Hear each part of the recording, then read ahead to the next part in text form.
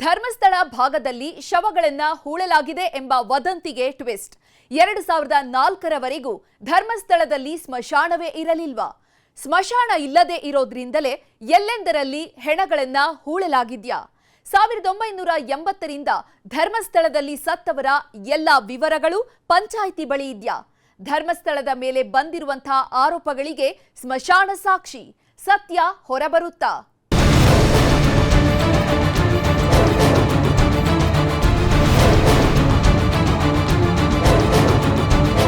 ಯಾರೂ ಇಲ್ಲ, ನನಗೆ ಬಂದು ಇಲ್ಲ, ಬಳಗ ಇಲ್ಲ, ಇರುವ ಒಬ್ಬಳ ಮಗಳನ್ನ ಕಳ್ಕೊಂಡಿದ್ದೀನಿ. ದಯವಿಟ್ಟು ನ್ಯಾಯ ಕೊಡಿ ಅಂತ ನಾನು ಕೇಳ್ಕೊಂಡಿದ್ದೀನಿ. ಸಮರ್ಪಕವಾಗಿ ತನಿಖೆ ಆಗಲಿಕ್ಕೆ ಏನೆಲ್ಲ ಸಹಕಾರ ಬೇಕು, ಎಲ್ಲ ರೀತಿಯ ಸಹಕಾರ ಕೊಡಿ. ಆದಷ್ಟು ಬೇಗ ಈ ವಿಚಾರ ಕೊನೆ ಆಗಬೇಕು. ಸುಮ್ಮನೆ ಡ್ರ್ಯಾಗ್ ಮಾಡಿಕೊಂಡು ಹಾಗಂತೆ ಹೀಗಂತೆ ನಂಬಿಕೆ ಕೇಂದ್ರಗಳ ಮೇಲೆ, ಹಿಂದೂ ಸಮಾಜ ನಂಬಿಕೆ ಕೇಂದ್ರಗಳ ಮೇಲೂ ಎಲ್ಲ ಒಂದು ಕಡೆ ಅನುಮಾನ ಹುಟ್ಟಿಸುವಂಥದ್ದು. ಯಾವುದೋ ಒಂದು ಧರ್ಮಕ್ಕೆ ಅವಮಾನ ಮಾಡಬೇಕು ಅಂತೇಳಿ ಮಾಡುವಂಥ ಪ್ರಕ್ರಿಯೆ ಏನಿದೆ ಅದು ಈ ಸಮಾಜಕ್ಕೆ ಒಳ್ಳೆಯದಲ್ಲ.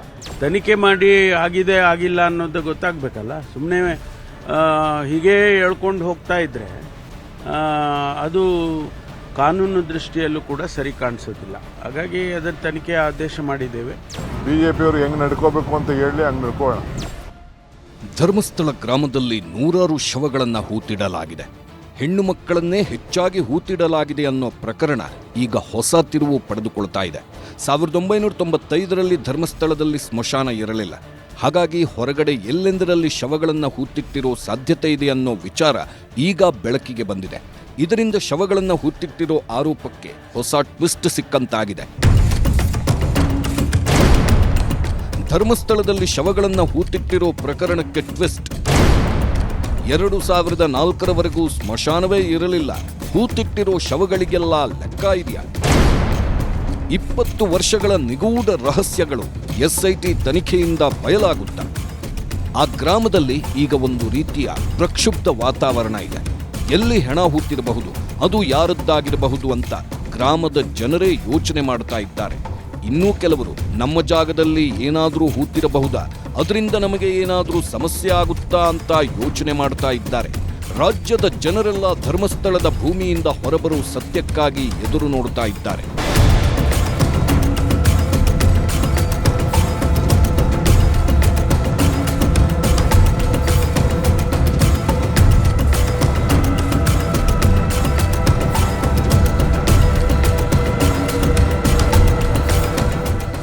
ಆ ಅನಾಮಿಕ ವ್ಯಕ್ತಿ ಹೇಳಿದ ಒಂದು ಮಾತು ಈಗ ಇಡೀ ರಾಜ್ಯದಲ್ಲಿ ಸಂಚಲನ ಮೂಡಿಸಿದೆ.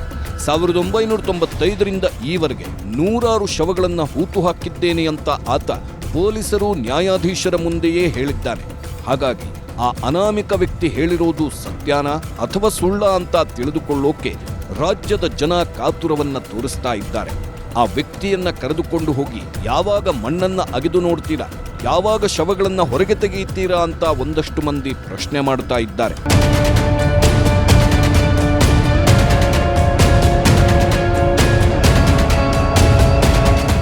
ಕೆಲವರು ಆ ವ್ಯಕ್ತಿಯೇ ಸುಳ್ಳು ಹೇಳಿರಬಹುದು ಅಂತ ಅಂದ್ರೆ, ಇನ್ನು ಕೆಲವರು ಭೂಮಿ ಅಗೆದು ನೋಡಿದ್ರೆ ತಾನೇ ಸತ್ಯ ಕಾಣುತ್ತೆ ಅಂತ ಹೇಳ್ತಾ ಇದ್ದಾರೆ.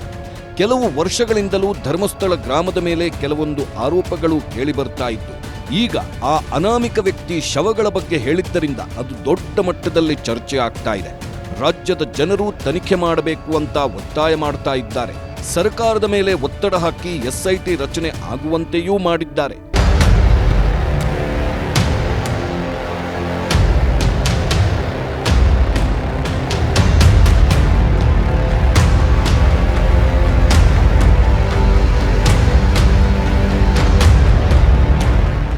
ಇನ್ನೇನು SIT ಅಖಾಡಕ್ಕೆ ಇಳಿಯಬೇಕು, ಮಣ್ಣಲ್ಲಿ ಮಣ್ಣಾಗಿರೋ ಸತ್ಯಗಳನ್ನ ಹೊರಗೆ ತೆಗೆಯಬೇಕು ಅನ್ನೋವಷ್ಟರಲ್ಲಿ ಪ್ರಕರಣಕ್ಕೆ ಮತ್ತೊಂದು ಟ್ವಿಸ್ಟ್ ಸಿಕ್ಕಿದೆ. ಆ ಟ್ವಿಸ್ಟ್ ಏನಪ್ಪಾ ಅಂದ್ರೆ, 1995ರಿಂದಲೂ ಧರ್ಮಸ್ಥಳದಲ್ಲಿ ಸ್ಮಶಾನಕ್ಕೆ ಜಾಗವೇ ಇರಲಿಲ್ವಂತೆ. 2003ರಲ್ಲಿ ಸರ್ಕಾರ ಸ್ಮಶಾನಕ್ಕೆ ಜಾಗ ಮಂಜೂರು ಮಾಡಿದ್ದು, ಆಗಿನಿಂದ ಸ್ಮಶಾನದಲ್ಲಿ ಸತ್ತವರನ್ನ ಮಣ್ಣು ಮಾಡಲಾಗ್ತಾ ಇದೆಯಂತೆ. ಅಂದ್ರೆ 2004ರವರೆಗೂ ಬೇರೆ ಬೇರೆ ಜಾಗಗಳಲ್ಲಿ ಹೆಣಗಳನ್ನ ಹೂತಿರಬಹುದು ಅನ್ನೋ ವಿಚಾರ ಈಗ ಮುನ್ನೆಲೆಗೆ ಬಂದಿದೆ. ಧರ್ಮಸ್ಥಳ ಗ್ರಾಮದಲ್ಲಿ ನೂರಾರು ಹೆಣಗಳನ್ನು ಹೂತು ಹಾಕಿದ್ದೇನೆಂಬ ಹೇಳಿಕೆಯನ್ನು ಓರ್ವ ಅನಾಮಿಕ ವ್ಯಕ್ತಿ ಕೋರ್ಟಲ್ಲಿ ಕೊಟ್ಟ ನಂತರವಾಗಿ ಸಾಕಷ್ಟು ಚರ್ಚೆಗಳು ಆಗ್ತಾ ಇದೆ. ಸಾಕಷ್ಟು ವಿಚಾರಗಳು, ಪರ ವಿರೋಧದ ಅಭಿಪ್ರಾಯಗಳು ಸಾಮಾಜಿಕ ಜಾಲತಾಣಗಳಲ್ಲಿ ಬರ್ತಾ ಇದೆ. ಆತ ಕೋರ್ಟಿಗೆ ಕೊಟ್ಟಿರುವಂಥ ಒಂದು ಮಾಹಿತಿ, ನಾನು 1995ರಿಂದ 2014 ತನಕ ಧರ್ಮಸ್ಥಳದಲ್ಲಿ ಕೆಲಸ ಮಾಡ್ತಾ ಇದ್ದೆ. ಈ ಅವಧಿಯಲ್ಲಿ ನೂರಾರು ಹೆಣಗಳನ್ನು ಧರ್ಮಸ್ಥಳ ಗ್ರಾಮದ ಕಾಡಿನೊಳಗೆ ಹೂತು ಹಾಕಿದ್ದೇನೆ. ಅದರ ಪಾಪ ಪ್ರಜ್ಞೆ ಈಗ ಕಾಡ್ತಾ ಇದೆ ಅನ್ನೋದು ಹೇಳಿದ್ದಾನೆ. ಆ ಪಂಚಾಯತ್ ಲೆಕ್ಕದಲ್ಲಿ ಸಾಕಷ್ಟು ಲೆಕ್ಕಾಚಾರಗಳು ಕೂಡ ಇದೆ ಮತ್ತು 1980ರಿಂದ ಧರ್ಮಸ್ಥಳ ಗ್ರಾಮದಲ್ಲಿ ಯಾವುದೆಲ್ಲ ಅನಾಥ ಶವಗಳಿದೆಯೋ ಅಥವಾ ಗ್ರಾಮಸ್ಥರು ಎಷ್ಟು ಮಂದಿ ಮರಣ ಹೊಂದಿದ್ದಾರೆ ಎಲ್ಲ ಡೀಟೇಲ್ಸ್ಗಳು ಕೂಡ ಇದೆ. ನಾನೀಗ ಧರ್ಮಸ್ಥಳ ಗ್ರಾಮದ ಹಿಂದೂ ರುದ್ರಭೂಮಿಯಲ್ಲಿದ್ದೇನೆ. ದೃಶ್ಯಗಳಲ್ಲಿ ಗಮನಿಸ್ತಾ ಇದ್ದೀರಿ. 2003ರಿಂದ ಈ ಹಿಂದೂ ರುದ್ರಭೂಮಿ ಕಾರ್ಯಾರಂಭಗೊಳ್ತು. ಗ್ರಾಮ ಪಂಚಾಯತ್ ವ್ಯಾಪ್ತಿಯಿಂದ ಈ ಹಿಂದೂ ರುದ್ರಭೂಮಿಯನ್ನು ಮಾಡಲಾಯಿತು. 2003ರಿಂದ ಇತ್ತೀಚಿನ ತನಕ ಅಂದರೆ ಯಾವೆಲ್ಲ ಅನಾಥ ಶವಗಳು ಇಲ್ಲಿ ಸಿಕ್ಕಿದೆಯೋ, ವಾರಿಸುದಾರರು ಇಲ್ಲದಂಥ ಶವಗಳು ಇಲ್ಲಿ ಸಿಕ್ಕಿದೆಯೋ ಅವುಗಳನ್ನು ಹಿಂದೂ ರುದ್ರಭೂಮಿಯ ಪಕ್ಕದಲ್ಲಿರುವಂಥ ದಫನ ಭೂಮಿಯಲ್ಲಿ ಅವುಗಳನ್ನು ದಫನ ಮಾಡಲಾಗುತ್ತೆ. ಹಾಗಾಗಿ ಎಲ್ಲ ಲೆಕ್ಕಾಚಾರಗಳನ್ನು ಇಟ್ಕೊಂಡು ಈಗ ಗ್ರಾಮ ಪಂಚಾಯತ್ ಕೂಡ ಒಂದು ವರದಿಯನ್ನು ಸಿದ್ಧಪಡಿಸಿದೆ. ಯಾಕೆಂದರೆ ಪ್ರಕರಣ SITಯ ಹೆಗಲು ಹೋದ ನಂತರವಾಗಿ ಎಲ್ಲ ವರದಿಗಳು ಬೇಕಾಗುತ್ತೆ. ಅವರು ಎಲ್ಲ ಮಾಹಿತಿಗಳನ್ನು ಪಂಚಾಯತ್ ಮೂಲಕವಾಗಿ ಕೊಡಬೇಕಾಗುತ್ತೆ. ಆ ಅನಾಮಿಕ ವ್ಯಕ್ತಿ, ನಾನು 1995ರಿಂದ ಧರ್ಮಸ್ಥಳದಲ್ಲಿ ಇದ್ದೇನೆ. ಸುಮಾರು 100ಕ್ಕೂ ಹೆಚ್ಚು ಅನಾಥ ಶವಗಳನ್ನು ಈ ಭಾಗದಲ್ಲಿ ಹೂತು ಹಾಕಿದ್ದೇನೆ. ನನಗೆ ರಕ್ಷಣೆ ಕೊಟ್ಟರೆ ಎಲ್ಲವನ್ನೂ ತೆಗೆದು ತೋರಿಸ್ತೀನಿ ಅಂತ ಹೇಳ್ತಾ ಇದ್ದಾನೆ. ಆದರೆ ಈಗ ಗ್ರಾಮಸ್ಥರು ಬೇರೆಯದ್ದೇ ಕಥೆ ಹೇಳ್ತಾ ಇದ್ದಾರೆ. 1995ರಿಂದ ಧರ್ಮಸ್ಥಳದಲ್ಲಿ ಸ್ಮಶಾನಕ್ಕೆ ಜಾಗ ಇರಲಿಲ್ಲ. ಹಾಗಾಗಿ ಸತ್ತವರನ್ನ ಬೇರೆ ಬೇರೆ ಜಾಗಗಳಲ್ಲಿ ಹೂತಿರೋ ಸಾಧ್ಯತೆ ಇದೆ ಅಂತ ಹೇಳ್ತಾ ಇದ್ದಾರೆ. ನನಗೆ ಗೊತ್ತಿದ್ದ ಹಾಗೆ ಒಂದು 2003ರಿಂದ ಇಲ್ಲಿ ಈ ಪ್ರಕ್ರಿಯೆಗಳು ನಡೀತಾ ಇದೆ. ಸೊ ಇಲ್ಲಿ ಹೇಗೆ ಯಾವ ಥರ ಇದಾಗುತ್ತೆ ಅಂತ ಹೇಳಿದರೆ, ಪ್ರೊಸೀಜರ್ ಏನು ಅಂತ ಹೇಳಿದರೆ, ಈಗ ಊರಿನವ್ರು ಯಾರಾದರೂ ತಿಳ್ಕೊಳ್ತಾರೆ, ಅಂಥ ಸಮಯದಲ್ಲಿ ಈ ಮನೆಯವರ ಸಮಕ್ಷಮದಲ್ಲಿ, ಕುಟುಂಬದವರ ಸಮಕ್ಷಮದಲ್ಲಿ ಇಲ್ಲಿ ನಾವು ದಹನ ಪ್ರಕ್ರಿಯೆಯನ್ನು ಮಾಡ್ತೇವೆ. ಮತ್ತು ಅದು ಬಿಟ್ಟು ಈಗ ಅನ್ಐಡೆಂಟಿಫೈಡ್ ಬಾಡೀಸ್, ಇಲ್ಲಿಗೆ ಇಷ್ಟು ತುಂಬ ಜನ ಬರುವಾಗ ಇಂಥ ವಿಚಾರಗಳು ನಡೀತಾ ಇರ್ತದೆ. ಈಗ ನದಿಯಲ್ಲಿ ಬಿದ್ದಾಗಿರ್ಬೋದು, ಒಬ್ಬೊಬ್ಬರೇ ಬಂದವರಾಗಿರ್ಬೋದು. ಇಂಥದ್ದು ಐಡೆಂಟಿಫೈ ಆದ ಕೂಡಲೇ ಫಸ್ಟ್ ಇನ್ಫಾರ್ಮೇಷನ್ ಸ್ಟೇಷನಿಗೆ ಹೋಗ್ತದೆ. ಸ್ಟೇಷನ್ನ ಕಾನೂನು ಪ್ರಕ್ರಿಯೆಗಳು ನಡೀತದೆ. ಅದರಲ್ಲಿ ಪಂಚಾಯತ್ ಇನ್ವಾಲ್ವ್ ಆಗ್ತದೆ. ಆ ದಾಖಲೆಗಳನ್ನೆಲ್ಲ ಮೇಂಟೈನ್ ಮಾಡೋದು, ದಫನದ್ದು ದಾಖಲೆಗಳೆಲ್ಲ ಪಂಚಾಯತ್ ಮೇಂಟೈನ್ ಮಾಡುವಂಥದ್ದು. ದಹನದ್ದು ಡಾಕ್ಯುಮೆಂಟ್ ಎಲ್ಲ ನಾವು ಬಂದು ಪಂಚಾಯತ್ನಿಂದ ಒಂದು ಅಥರೈಸ್ಡ್ ಉಪಸಮಿತಿ, ನಮ್ಮದು ದಹನದ್ದು ನಮ್ಮ ಹತ್ರ ಇರ್ತದೆ ಎಲ್ಲ ದಾಖಲೆಗಳು ಕೂಡ. ದಫನದ್ದು ಬಂದು ಪಂಚಾಯತಲ್ಲಿ ಇರ್ತದೆ. ಇಲ್ಲಿ ಆ ಪ್ರೊಸೀಜರ್ ಶುರುವಿಂದ ಲಾಸ್ಟ್ ತನಕ, ಅಲ್ಲಿ ದಫನ ಮಾಡುವ ತನಕ ಸಹ ಪೊಲೀಸರ ಸಮಕ್ಷಮದಲ್ಲೇ ಆಗುವಂಥದ್ದು ಇದು. ಕಳೆದ 20 ವರ್ಷಗಳಲ್ಲಿ ಸಾಕಷ್ಟು ಅನಾಥ ಶವಗಳನ್ನು ಹೂತು ಹಾಕಿರಬಹುದು. ಧರ್ಮಸ್ಥಳಕ್ಕೆ ಸಾಕಷ್ಟು ಜನರು ಬರ್ತಾರೆ. ಅವರು ನಾನಾ ಕಾರಣಗಳಿಂದ ಸತ್ತಿರಬಹುದು. ವೃದ್ಧರು ಬಂದು ಇಲ್ಲಿಯೇ ಪ್ರಾಣ ಕಳೆದುಕೊಳ್ತಾರೆ. ಅವರನ್ನೆಲ್ಲ ಅನಾಥ ಶವಗಳು ಅಂತ ಅಂತ್ಯ ಸಂಸ್ಕಾರ ಮಾಡಿರ್ತಾರೆ. ಪೋಷಕರಿರೋರದ್ದು ಅವರ ಸಮ್ಮುಖದಲ್ಲೇ ಅಂತ್ಯ ಸಂಸ್ಕಾರ ನಡೆಯುತ್ತೆ. ಅನಾಥ ಶವಗಳಾದ್ರೆ ಅದರ ಮಾಹಿತಿ ಮೊದಲು ಪೊಲೀಸರಿಗೆ ಹೋಗುತ್ತೆ. ಒಟ್ಟಾರೆ 1980ರಿಂದ ಅಂತ್ಯ ಸಂಸ್ಕಾರ ಆದ ಎಲ್ಲ ಶವಗಳದ್ದು ಮಾಹಿತಿ ಪಂಚಾಯಿತಿ ಬಳಿ ಇದೆ ಅಂತ ಹೇಳ್ತಾ ಇದ್ದಾರೆ. ಅಂತ ಹೇಳಿದ್ರೆ ಅದರ ಬಗ್ಗೆ ನಮಗೆ ಐಡಿಯಾ ಇಲ್ಲ. 2003 ಮೊದಲಿದ್ದು ಅಷ್ಟೊಂದು ಐಡಿಯಾ ಇಲ್ಲ. ಅಂತ ಹೇಳಿದರೆ ಕೆಲವೊಂದು ಕಡೆಯಲ್ಲಿ ಈಗ ನೇತ್ರಾವತಿ ಆ ಕಡೆ ಎಲ್ಲ ಕಾಡಿನ ಬದಿಯಲ್ಲೆಲ್ಲ ಸತ್ತವರಿದ್ದರೆ ಅವರನ್ನು ಅಲ್ಲಿ ಇದು ಮಣ್ಣು ಮಾಡ್ತಿದ್ರು ಅಂತ ಕಾಣ್ತದೆ. ಅದ್ರ ಬಗ್ಗೆ ನನಗೆ ಜಾಸ್ತಿ ಮಾಹಿತಿ ಇಲ್ಲ. ಅದು 2003 ನಂತರ ನಾವು ಇಲ್ಲಿ ಈ ಒಂದು ಪ್ರೊಸೀಜರ್ನ ಮೂಲಕ ಮಾಡ್ತಿದ್ದೇವೆ. ಈಗ ಎಲ್ಲ ವರ್ಷಗಳ ಡೀಟೇಲ್ಸ್ ಪಂಚಾಯತ್ ಬಳಿ ಇದೆ. ಖಂಡಿತವಾಗಿಯೂ ಎಲ್ಲ ವರ್ಷದ ಡೀಟೇಲ್ಸ್ ಪಂಚಾಯತಿಯಲ್ಲಿ ಲಭ್ಯ ಇದೆ ಅಂತ ಹೇಳಿದ್ದಾರೆ ಉಪಾಧ್ಯಕ್ಷರು. ಆದ ಕಾರಣ ಎಲ್ಲ ಲಭ್ಯ ಇರ್ಬೋದು ಅಲ್ಲಿ. ಈಗ SIT ಅವರು ಸಮಗ್ರವಾಗಿ ತನಿಖೆ ಮಾಡ್ತಿದ್ದಾರೆ. ಅದಕ್ಕೆ ಪೂರಕವಾಗಿ ದಾಖಲೆಗಳನ್ನು, ಮಾಹಿತಿಗಳನ್ನು ಕೊಡ್ತೀರಾ? ಖಂಡಿತವಾಗಿ ಎಲ್ಲ ಯಾವುದೆಲ್ಲ ದಾಖಲೆ ಬೇಕು ಅದೆಲ್ಲ ಪಂಚಾಯತಿಯಲ್ಲಿ ಲಭ್ಯ ಇದೆ, ಅದನ್ನು ತೆಕ್ಕೊಳ್ಬೋದು. ಎಲ್ಲ ದಾಖಲೆಗಳು ಲಭಿಸ್ತದೆ ಅಲ್ಲಿ. ಈಗ ಗ್ರಾಮಸ್ಥರಾಗಿ, ನೀವು ಗ್ರಾಮಸ್ಥರಾಗಿ ಇಲ್ಲಿ ಕೇಳಿ ಬರುವಂಥ ಆರೋಪಗಳ ಬಗ್ಗೆ ತಾವೇನು ಹೇಳ್ತೀರಿ? ಅದರ ಬಗ್ಗೆ ನಾವೆಂತ ಅಂತ ಹೇಳೋದು ಅಂತ ಹೇಳಿದರೆ, ಧರ್ಮಸ್ಥಳ ಅನ್ನುವಂಥದ್ದು ಧಾರ್ಮಿಕ ಕ್ಷೇತ್ರ. ಎಲ್ಲರೂ ಬರ್ತಾರೆ ಅಂತ ಹೇಳಿದರೆ ಎಲ್ಲರ ಭಾವನೆ ಒಂದು ಧರ್ಮಸ್ಥಳ ಮಂಜುನಾಥ ಸ್ವಾಮಿ ಅಂತ. ಧರ್ಮಸ್ಥಳಕ್ಕೆ ಬರುವವರ ಎಲ್ಲರ ಒಂದು ಮನಸ್ಥಿತಿ ಎಲ್ಲ ಕಡೆಯಿಂದ ದೇವಸ್ಥಾನ ಅಂತ ಇರುವುದಿಲ್ಲ. ಕೆಲವ್ರದ್ದು ಏನಾನ ಇರ್ಬೋದು ಸಮಸ್ಯೆಗಳಿಂದ. ಅಂಥವ್ರು ಬಂದು ಕೆಲವರೆಲ್ಲ ಇಲ್ಲಿ ಧರ್ಮಸ್ಥಳಕ್ಕೆ ಬಂದು ಪ್ರಾಣ ತೆಗೆದುಕೊಳ್ಳುವಂಥದ್ದೆಲ್ಲ ಮಾಡ್ತಾರೆ. ನಾವು ನೋಡಿದ್ದೇವೆ ಕೆಲವರೆಲ್ಲ ಆ ಥರ ಅನಾಥವಾಗಿ ಸಾಯುವುದಂತ. ಅದನ್ನೆಲ್ಲ ವೃದ್ಧರೆಲ್ಲ ಆ ಥರ ಮಾಡ್ತಾರೆ. ಅದನ್ನೆಲ್ಲ ಪೊಲೀಸ್ ಇಲಾಖೆ ಮೂಲಕವೇ ಇಷ್ಟು ತನಕ ಇದು ಮಾಡ್ತಿರುವಂಥದ್ದು. 2003ರಿಂದ ಅಂದ್ರೆ ಧರ್ಮಸ್ಥಳಕ್ಕೆ ಸ್ಮಶಾನ ಜಾಗ ಸಿಕ್ಕ ನಂತರ ಎಲ್ಲ ಶವಗಳನ್ನು ಸ್ಮಶಾನದಲ್ಲೇ ದಫನ್ ಮಾಡಲಾಗಿದೆಯಂತೆ. ಆದರೆ ಅದಕ್ಕೆ ಹಿಂದಿನದ್ದು ಎಲ್ಲೋ ನೇತ್ರಾವತಿ ನದಿ ಭಾಗದಲ್ಲಿ ಅಥವಾ ಕಾಡಲ್ಲಿ ಮಾಡಿರಬಹುದು. ಅದರ ಬಗ್ಗೆ ಅಷ್ಟೊಂದು ಸರಿಯಾಗಿ ಗೊತ್ತಿಲ್ಲ. ಆದರೆ ಕಳೆದ 20 ವರ್ಷಗಳಲ್ಲಿ ಯಾರೆಲ್ಲ ಸತ್ತಿದ್ದಾರೆ, ಅದರಲ್ಲಿ ಅನಾಥ ಶವಗಳು ಎಷ್ಟು ಎಂಬ ಮಾಹಿತಿ ಎಲ್ಲವೂ ಪಂಚಾಯಿತಿ ಬಳಿ ಇದೆ. SIT ಅವರು ಕೇಳಿದ್ರೆ ಎಲ್ಲವನ್ನೂ ಕೊಡ್ತೀವಿ ಅಂತ ಪಂಚಾಯಿತಿ ಸದಸ್ಯರು ಹೇಳ್ತಾ ಇದ್ದಾರೆ. 2003ರ ನಂತರವೂ ನಿಗೂಢ ಸ್ಥಳದಲ್ಲಿ ಶವಗಳನ್ನ ಹೂಳಲಾಗಿದೆಯಾ?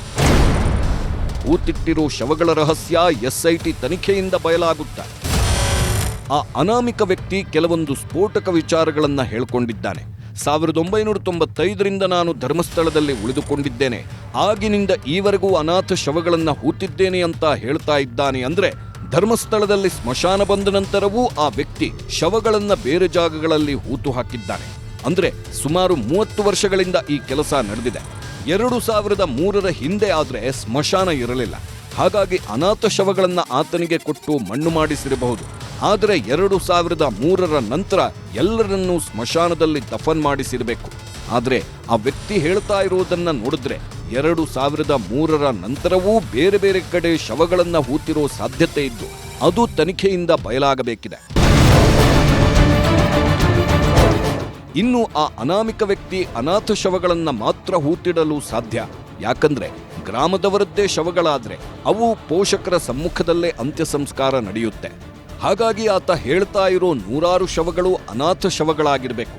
ಅವರು ಯಾರು, ಅವರಿಗೇನಾಗಿತ್ತು, ಧರ್ಮಸ್ಥಳ ಭಾಗದಲ್ಲಿ ನಾಪತ್ತೆಯಾದವರು ಎಷ್ಟು ಮಂದಿ ಅನ್ನೋದನ್ನ ಪತ್ತೆ ಹಚ್ಚಬೇಕಿದೆ. ಇದೆಲ್ಲದರ ನಡುವೆ ಕೇಳಿಬರ್ತಾ ಇರೋ ಮತ್ತೊಂದು ದೊಡ್ಡ ಆರೋಪ, ಪುರುಷರಿಗಿಂತ ಹೆಚ್ಚು ಹೆಣ್ಣು ಮಕ್ಕಳನ್ನ, ಮಹಿಳೆಯರನ್ನ ಹೂತು ಹಾಕಿದ್ದಾರೆ ಅನ್ನೋದು. ಸಾಮಾನ್ಯವಾಗಿ ಮಹಿಳೆಯರು ಒಬ್ಬೊಬ್ಬರಾಗಿ ಬರೋದಿಲ್ಲ, ಹಾಗಾಗಿ ಆ ಮಹಿಳೆಯರು ಯಾರು ಅನ್ನೋದು ಗೊತ್ತಾಗಬೇಕಿದೆ. ಯಾಕಂದ್ರೆ ಇತ್ತೀಚೆಗೆ ಒಬ್ಬ ಮಹಿಳೆ ತನ್ನ ಮಗಳು ಧರ್ಮಸ್ಥಳ ಭಾಗದಲ್ಲಿ ನಾಪತ್ತೆಯಾಗಿದ್ದಾಳೆ. 20 ವರ್ಷಗಳ ಹಿಂದೆ ನಾಪತ್ತೆಯಾಗಿದ್ದಾಳೆ. ಪೊಲೀಸ್ ಠಾಣೆಗೆ ದೂರು ಕೊಟ್ಟರೂ ಯಾವುದೇ ಪ್ರಯೋಜನ ಆಗಿಲ್ಲ ಅಂತ ಹೇಳ್ಕೊಂಡಿದ್ದಾಳೆ. ಹಾಗಾಗಿ ಕಳೆದ 20 ವರ್ಷಗಳಲ್ಲಿ ಆದಂತಹ ನಾಪತ್ತೆ ಪ್ರಕರಣಗಳನ್ನು ತೆಗೆದು ನೋಡಬೇಕಾದ ಅನಿವಾರ್ಯತೆ ಇದೆ. ಆಗ ಮಾತ್ರ ಸತ್ಯಾಂಶ ತಿಳಿಯೋ ಸಾಧ್ಯತೆ ಇದೆ. ಇನ್ನೂ ಪ್ರಕರಣದ ಬಿಸಿ ಹೆಚ್ಚಾಗ್ತಾ ಇದ್ದಂತೆ ಈ ಪ್ರಕರಣವನ್ನ ಸರಿಯಾದ ರೀತಿಯಲ್ಲಿ ತನಿಖೆ ಮಾಡಬೇಕು, ಸತ್ಯ ಹೊರಬರಬೇಕು ಅಂತ ಸರ್ಕಾರ SIT ಅನ್ನ ನೇಮಕ ಮಾಡಿದೆ. ಹಿರಿಯ ದಕ್ಷ IPS ಅಧಿಕಾರಿಗಳನ್ನ ತನಿಖೆಗೆ ನೇಮಿಸಲಾಗಿದೆ. ಅವರು ಅಖಾಡಕ್ಕಿಳಿದು ಅನಾಮಿಕ ವ್ಯಕ್ತಿ ಹೇಳಿದಂತೆ ಹೂತಿಟ್ಟಿರೋ ಶವಗಳನ್ನ ಹೊರತೆಗೆಯೋ ಸಾಧ್ಯತೆ ಇದೆ. ಅಸಲಿ ಸತ್ಯ ಏನು ಅಂತ ತಿಳಿಯೋ ಸಾಧ್ಯತೆ ಇದೆ. 2 ದಿನಗಳಲ್ಲಿ ಪೂರ್ಣ ಪ್ರಮಾಣದ SIT ಸಿದ್ಧ. 4 ದಿನಗಳಲ್ಲಿ ಪ್ರಕರಣದ ತನಿಖೆ ಆರಂಭ.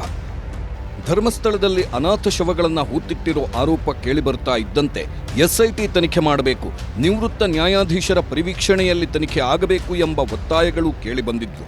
ಆದರೆ ರಾಜ್ಯ ಸರ್ಕಾರ ಮಾತ್ರ ನಮ್ಮ ಪೊಲೀಸರೇ ಸಮರ್ಥರಿದ್ದಾರೆ, ಅವರೇ ತನಿಖೆ ಮಾಡ್ತಾರೆ, SIT ಅಗತ್ಯ ಇಲ್ಲ ಅಂತ ಹೇಳಿತ್ತು. ಆದರೆ ಯಾವಾಗ SIT ರಚನೆಗೆ ಒತ್ತಾಯ ತೀವ್ರ ಆಯಿತೋ ಆಗಲೇ ಸರ್ಕಾರ ಒತ್ತಡಕ್ಕೆ ಮಣಿದು SIT ರಚನೆ ಮಾಡಿದೆ. ಆಂತರಿಕ ಭದ್ರತಾ ವಿಭಾಗದ ಪೊಲೀಸ್ ಮಹಾನಿರ್ದೇಶಕ ಪ್ರಣವ್ ಮೊಹಾಂತಿ ನೇತೃತ್ವದಲ್ಲಿ SIT ತಂಡವನ್ನ ಮಾಡಲಾಗಿದೆ. ಈ ತಂಡದಲ್ಲಿ ನೇಮಕಾತಿ ವಿಭಾಗದ ಉಪ ಪೊಲೀಸ್ ಮಹಾನಿರೀಕ್ಷಕ MN ಅನುಚೇತ್, ಬೆಂಗಳೂರು ನಗರ CAR ಕೇಂದ್ರ ಸ್ಥಾನದ ಉಪ ಪೊಲೀಸ್ ಆಯುಕ್ತೆ ಶ್ರೀಮತಿ ಸೌಮ್ಯಲತಾ, ಆಂತರಿಕ ಭದ್ರತಾ ವಿಭಾಗದ ಪೊಲೀಸ್ ಅಧೀಕ್ಷಕ ಜಿತೇಂದ್ರ ಕುಮಾರ್ ದಯಾಮ ತಂಡದಲ್ಲಿದ್ದಾರೆ. ಇನ್ನು 2 ದಿನಗಳಲ್ಲಿ ಪೂರ್ಣ ಪ್ರಮಾಣದ SIT ರಚನೆಯಾಗೋ ಸಾಧ್ಯತೆ ಇದೆ. ತನಿಖಾಧಿಕಾರಿಯಾಗಿ DYSP ಮಟ್ಟದ ಅಧಿಕಾರಿ ನೇಮಕ ಮಾಡಬೇಕಾಗಿದ್ದು, DYSPಗೆ ಸಹಾಯಕರಾಗಿ ಇನ್ಸ್ಪೆಕ್ಟರ್ಗಳ ನಿಯೋಜನೆ, ಮಹಿಳಾ ಸಿಬ್ಬಂದಿ, ತನಿಖಾ ಸಹಾಯಕರು, ಟೈಪಿಸ್ಟ್ ಹಾಗೂ ಇತರೆ ಸಿಬ್ಬಂದಿಯನ್ನು ನೇಮಕ ಮಾಡಬೇಕಿದೆ. ಫುಲ್ ಟೀಮ್ ರೆಡಿಯಾಗುತ್ತಿದ್ದಂತೆ ಧರ್ಮಸ್ಥಳಕ್ಕೆ ಭೇಟಿ ಕೊಟ್ಟು ಪೊಲೀಸರಿಂದ ತನಿಖಾ ಹಂತದ ವಿವರಣೆ ಸಂಗ್ರಹ ಮಾಡೋ ಸಾಧ್ಯತೆ ಇದೆ. ಅದೇ ರೀತಿ ಅನಾಮಿಕ ವ್ಯಕ್ತಿ ನೀಡಿದ ಹೇಳಿಕೆ ಬಗ್ಗೆಯೂ ವಿವರಣೆ ಪಡೆದುಕೊಳ್ಳಲಿದ್ದಾರೆ. ಅಲ್ಲದೆ ಅನನ್ಯ ಭಟ್ ಅಮ್ಮನ ದೂರಿನ ವಿವರಣೆಯನ್ನೂ ಸಂಗ್ರಹ ಮಾಡಲಿದೆ. 4-5 ದಿನಗಳಲ್ಲಿ ಶವಗಳ ಕೇಸ್ ಬಗ್ಗೆ ತನಿಖೆ ಶುರುವಾಗೋ ಸಾಧ್ಯತೆ ಇದ್ದು, ಶವಗಳನ್ನ ಹೂತಿಟ್ಟ ಜಾಗ ತೋರಿಸಿದ್ರೆ ಹೊರತೆಗೆದು ತನಿಖೆ ಮಾಡಲಿದ್ದಾರೆ. ಇನ್ನು ಸರ್ಕಾರ ರಚನೆ ಮಾಡಿದ SIT ತಂಡದಲ್ಲೇ ಕೆಲವು ಅಧಿಕಾರಿಗಳು ತಂಡ ಸೇರಲು ಹಿಂದೇಟು ಹಾಕ್ತಾ ಇದ್ದಾರೆ. ತನಿಖೆ ನಡೆಸಲು ತಂಡ ಸೇರಲು ಇಷ್ಟಪಡ್ತಾ ಇಲ್ಲ ಅನ್ನೋ ಮಾತುಗಳು ಕೇಳಿಬಂದಿದ್ವು.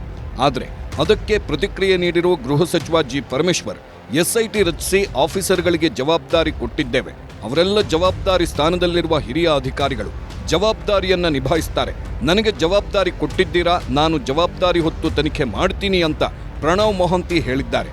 ಇನ್ನು SIT ಇಂದ ಹಿಂದೆ ಸರಿಯುವ ಬಗ್ಗೆ ಯಾರೂ ನನಗೆ ಹೇಳಿಲ್ಲ ಅಂತ ಹೇಳಿದ್ರು. ಅವರೆಲ್ಲ ಜವಾಬ್ದಾರಿ ಸ್ಥಾನದಲ್ಲಿರ್ತಕ್ಕಂಥ ಹಿರಿಯ ಅಧಿಕಾರಿಗಳು, ಅವರಿಗೆ ಕೊಟ್ಟಿದ್ದೇವೆ, ಮಾಡ್ತಾರೆ ಅವರು ನನಗೆ ಆಗಲಿ ಸರ್ಕಾರಕ್ಕೆ ಯಾರು ಇಲ್ಲ ನಾವು ಮಾಡೋದಿಲ್ಲ ಬರೋದಿಲ್ಲ ಹಾಗೆ ಅಂತ ಏನು ಯಾರು ಹೇಳಿಲ್ಲ. ಎಸ್ಐಟಿ ತನಿಖೆಯನ್ನ ಸ್ವಾಗತಿಸಿದ ಧರ್ಮಸ್ಥಳ ಆಡಳಿತ ಮಂಡಳಿ. ಧರ್ಮಸ್ಥಳದಲ್ಲಿ ಕೆಲವು ಪೊಲೀಸರು ತನಿಖೆ ಮಾಡಲು ಬಿಡೋದಿಲ್ಲ, ತನಿಖೆ ಮಾಡುವ ಅಧಿಕಾರಿಗಳ ಮೇಲೆ ಒತ್ತಡ ಹಾಕ್ತಾರೆ. ಅದಕ್ಕೆ ದಶಕಗಳಿಂದಲೂ ಧರ್ಮಸ್ಥಳದಲ್ಲಿ ಅಸಹಜ ಸಾವುಗಳ ತನಿಖೆ ಸರಿಯಾಗಿ ನಡೆದಿಲ್ಲ ಅನ್ನೋ ಆರೋಪಗಳೂ ಇದ್ವು. ಆದ್ರೆ ಈಗ ಅಂತಹ ಊಹಾಪೋಹಗಳಿಗೆ ತೆರೆ ಎಳೆದಿರೋ ಧರ್ಮಸ್ಥಳದ ಆಡಳಿತ ಮಂಡಳಿ ಸರ್ಕಾರ ಎಸ್ಐಟಿ ರಚನೆ ಮಾಡಿರುವುದನ್ನ ಸ್ವಾಗತಿಸಿದೆ. ಧರ್ಮಸ್ಥಳದ ಸುತ್ತ ಅಸಹಜ ಸಾವು ಆರೋಪ ಪ್ರಕರಣ ಸಂಬಂಧ ಶ್ರೀ ಕ್ಷೇತ್ರ ಧರ್ಮಸ್ಥಳ ಆಡಳಿತ ಮಂಡಳಿ ಮಾಧ್ಯಮ ಪ್ರಕಟಣೆ ಹೊರಡಿಸಿದೆ.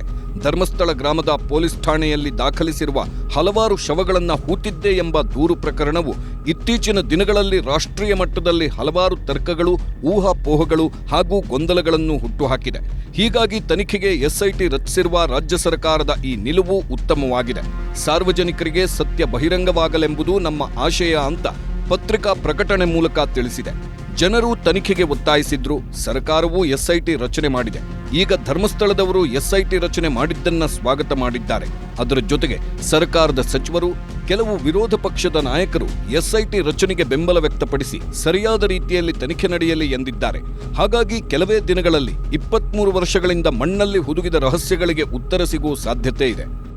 ಈಗಾಗಲೇ ನ್ಯಾಯಾಲಯದಲ್ಲಿ ಇರತಕ್ಕಂಥ 164 ಸ್ಟೇಟ್ಮೆಂಟ್ ಇರತಕ್ಕಂಥ ಅಂಶಗಳ ಆಧಾರದ ಮೇಲೆ ತನಿಖೆಯನ್ನು ಮುಂದುವರಿಸ್ತಾರೆ. ಅಲ್ಲಿ ಯಾರ್ಯಾರು ಹೇಳಿದ್ದಾರೆ ಅವರೆಲ್ಲರೂ ಕೂಡ ವಿಚಾರಣೆ ಮಾಡ್ತಾರೆ. ವಿಚಾರಣೆಯನ್ನು ಮಾಡಿ ಮತ್ತೆ ಸ್ಥಳವನ್ನು ಭೇಟಿ ಮಾಡಬೇಕಾಗ್ತದೆ. ಸ್ಥಳ ಭೇಟಿ ಮಾಡಿ ಅಲ್ಲಿರ್ತಕ್ಕಂಥ ಲೋಕಲ್ ಎವಿಡೆನ್ಸ್ ಕೂಡ ಕಲೆಕ್ಟ್ ಮಾಡಬೇಕಾಗ್ತದೆ. ಅಲ್ಲಿ ಈ ವಿಶೇಷವಾಗಿ 164 ಸ್ಟೇಟ್ಮೆಂಟಲ್ಲಿ ಈಗ ಏನು ಹೇಳಿದ್ದಾರೆ ಅದರ ಆಧಾರದಲ್ಲಿ ತನಿಖೆ ಮುಂದುವರಿಯುತ್ತೆ. ಧರ್ಮಸ್ಥಳ ಭಾಗದಲ್ಲಿ 100ಕ್ಕೂ ಹೆಚ್ಚು ಶವ ಹೂತಿಟ್ಟಿದ್ದೇನೆ ಅಂತ ಒಬ್ಬ ವ್ಯಕ್ತಿ ಹೇಳಿದ್ದಾನೆ. ಎಸ್ಐಟಿ ಮೊದಲಿಗೆ ಆ ರೀತಿ ಸಾಕ್ಷಿ ಹೇಳ್ತಾ ಇರೋ ಅನಾಮಿಕ ವ್ಯಕ್ತಿಯನ್ನ ಕಸ್ಟಡಿಗೆ ಪಡೆಯಲಿದೆ. ಆತನ ಹೇಳಿಕೆಯಂತೆ ಹೂತಿಟ್ಟ ಶವಗಳಿಗಾಗಿ ಶೋಧ ನಡೆಸಲಿದೆ. ಶವಗಳ ಜಾಗ ತೋರಿಸಿದ್ರೆ ಅವುಗಳನ್ನು ಹೊರತೆಗೆದು ಎಸ್ಐಟಿ ತನಿಖೆ ನಡೆಸಲಿದೆ. ಶವಗಳನ್ನು ಹೂತಿಟ್ಟಿದ್ದು ಯಾಕೆ ಅಂತಲೂ ಎಸ್ಐಟಿ ಟೀಮ್ ತನಿಖೆ ಮಾಡಲಿದೆ. ಒಂದು ವೇಳೆ ಶವಗಳು ಸಿಕ್ಕಿದ್ರೆ ಅವುಗಳ ಗುರುತು ಪತ್ತೆ ಮಾಡಿ ಮುಂದಿನ ಕ್ರಮ ಕೈಗೊಳ್ಳುವ ಸಾಧ್ಯತೆ ಇದೆ. ಎಸ್ಐಟಿ ರಚನೆ ಆಗಬೇಕು ಅಂತ ಪ್ರಗತಿಪರ ಚಿಂತಕರು, ಹೋರಾಟಗಾರರು, ರಾಜ್ಯದ ಜನರು ಒತ್ತಾಯ ಮಾಡಿದ್ರು. ಈಗ ಎಸ್ಐಟಿ ಸಹ ರಚನೆಯಾಗಿದೆ. ಎಸ್ಐಟಿ ಸಮರ್ಪಕ ರೀತಿಯಲ್ಲಿ ತನಿಖೆ ಮಾಡಬೇಕು, ಸತ್ಯಾಂಶ ಹೊರಬರಲಿ ಅಂತ ಜನರು ಎದುರು ನೋಡ್ತಾ ಇದ್ದಾರೆ. ಆದರೆ ಇನ್ನೂ ಕೆಲವರು ಎಸ್ಐಟಿ ತನಿಖೆಯ ಮೇಲೂ ಅನುಮಾನಗಳನ್ನು ವ್ಯಕ್ತಪಡಿಸ್ತಾ ಇದ್ದಾರೆ. ಸರ್ಕಾರದ ಮೇಲೆಯೇ ಒತ್ತಡ ಹಾಕ್ತಾರೆ. ಅಂಥದ್ರಲ್ಲಿ ಎಸ್ಐಟಿ ಅಧಿಕಾರಿಗಳ ಮೇಲೆ ಒತ್ತಡ ಹಾಕುವುದಿಲ್ವಾ, ತನಿಖೆಯ ದಾರಿ ತಪ್ಪಿಸೋದಿಲ್ವಾ ಅಂತ ಪ್ರಶ್ನೆ ಮಾಡ್ತಾ ಇದ್ದಾರೆ. ಇನ್ನು ಎಸ್ಐಟಿ ರಚನೆ, ಧರ್ಮಸ್ಥಳದ ವಿರುದ್ಧದ ತನಿಖೆಯನ್ನ ಕೆಲವರು ಖಂಡಿಸಿದ್ರೆ, ಇನ್ನು ಕೆಲವು ನಾಯಕರು ಸ್ವಾಗತ ಮಾಡಿದ್ದಾರೆ. ಧರ್ಮಸ್ಥಳಕ್ಕೆ ಕೆಟ್ಟ ಹೆಸರು ಬರೋ ಥರ ಮಾಡೋದು ಬೇಡ, ಆದರೆ ಅನಾಮಿಕ ವ್ಯಕ್ತಿ ಹೇಳಿರೋದ್ರ ಬಗ್ಗೆ ತನಿಖೆ ನಡೆಯಲಿ. ಅಲ್ಲಿ ಏನಾಗಿದೆ, ಏನು ನಡೆದಿದೆ ಅನ್ನೋ ಸತ್ಯಾಂಶ ಹೊರಬರಲಿ ಅಂತ ನಾಯಕರು ಹೇಳಿದ್ದಾರೆ. ಎಸ್ಐಟಿ ರಚನೆ ಆಗಿರುವಂಥದ್ದು ಎಲ್ಲರೂ ಕೂಡ ಸ್ವಾಗತ ಮಾಡಿದ್ದಾರೆ. ಧರ್ಮಸ್ಥಳದ ದೇವಸ್ಥಾನದವರು ಮಾಡಿದ್ದಾರೆ. ನಾವು ಕೂಡ ಅದನ್ನು ಸ್ವಾಗತವನ್ನು ಮಾಡ್ತೀವಿ. ಪ್ರಶ್ನೆ ಇರುವಂಥದ್ದು ಇಲ್ಲಿ ಸುಮಾರು 20 ವರ್ಷ 30 ವರ್ಷದ ಪ್ರಕರಣಗಳು. ಇವುಗಳನ್ನ ಕಾನೂನುಬದ್ಧವಾಗಿ ಈ ತನಿಖೆ ಆಗಬೇಕು ಮತ್ತು ಒಂದು ಕಾಲ ಮಿತಿಯಲ್ಲಿ ತನಿಖೆ ಆಗಬೇಕು. ಮತ್ತು ಇದರಲ್ಲಿ ಯಾವುದೇ ರೀತಿಯ ಯಾರೇ ತಪ್ಪು ಮಾಡಿದರೂ ಕೂಡ ಅವ್ರ ಮೇಲೆ ಕ್ರಮ ತೆಗೆದುಕೋಬೇಕು. ಆದರೆ ಹಿಂಗಂತ ಹೇಳಿ ವಿಚ್ ಹಂಟಿಂಗ್ ಆಗಬಾರ್ದು. ರಾಜಕಾರಣಿಗಳು ಮಾತ್ರವಲ್ಲ, ರಾಜ್ಯದ ಜನರೂ ಸಹ ಅದನ್ನೇ ಹೇಳ್ತಾ ಇದ್ದಾರೆ. ಧರ್ಮಸ್ಥಳದ ವಿರುದ್ಧ ಕೇಳಿಬರ್ತಾ ಇರೋ ಆರೋಪಗಳಿಗೆಲ್ಲ ಉತ್ತರ ಕೊಡಬೇಕು, ಸತ್ಯ ಏನು ಅನ್ನೋದು ಗೊತ್ತಾಗಬೇಕು, ಹಾಗಾಗಿ ತನಿಖೆ ಆಗಬೇಕು ಅಂತ ಹೇಳ್ತಾ ಇದ್ದಾರೆ. ಆದರೆ ಇದರಲ್ಲೂ ಕೆಲವರು ಎಸ್ಐಟಿ ರಚನೆ ಮಾಡಿದ್ದೇ ತಪ್ಪು, ಧರ್ಮಸ್ಥಳದ ವಿರುದ್ಧ ತನಿಖೆ ಮಾಡ್ತಾ ಇರೋದೇ ತಪ್ಪು ಅಂತ ರಾಜಕೀಯ ಮಾಡೋ ಕೆಲಸಕ್ಕೆ ಕೈ ಹಾಕಿದ್ದಾರೆ.